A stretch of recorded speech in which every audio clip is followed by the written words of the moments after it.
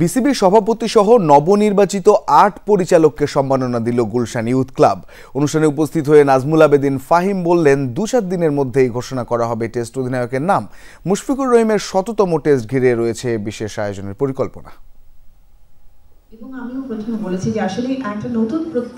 ৪৮ বছরের পুরনো Gulshan youth club, যে ক্লাবের আয়োজনে সম্মাননা দেয়া হলো বিসিবির সদ্য নির্বাচিত ৮ পরিচালককে।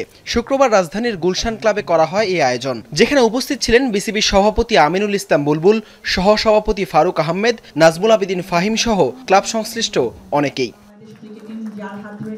ক্লাবটির পক্ষ থেকে ৮ পরিচালকের হাতে তুলে দেওয়া হয় সম্মাননা স্মারক। ঠিক একই সময় ওয়েস্ট ইন্ডিজের বিপক্ষে ওয়ানডে সিরিজ শেষে টি-20-র মিশন নিয়ে চট্টগ্রামে বাংলাদেশ দল। এই সংস্করণে সফল হতে দরকার ধারাবাহিকতা, বলছেন নাজমুল আবেদিন ফাহিম।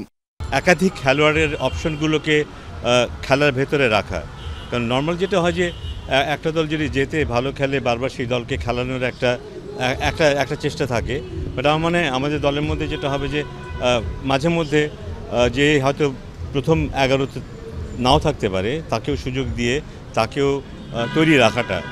এদিকে চাপ কমাতে আরেকজন নির্বাচক নিয়োগ দিতে চায় বিসিবি। তবে বাংলাদেশের প্রেক্ষাপটে কতটা কঠিন জানালেন ক্রিকেট অপারেশনস চেয়ারম্যান। এখন আমাদের খেলা অনেক বেশি হয়, শুধু সারা দেশ জুড়েই খেলা হচ্ছে। আর সিলেক্টরদের কাজ কিন্তু শুধু জাতীয় দল না, তারা লিস্টে দেখবে, ফার্স্ট ক্লাস দেখবে, আপকামিং প্লেয়ার যারা যেখানেই খেলছে তাদেরকে দেখবে। জন্য আরেকজন নতুন কাউকে আমাদেরকে খুঁজে বের করতে হবে।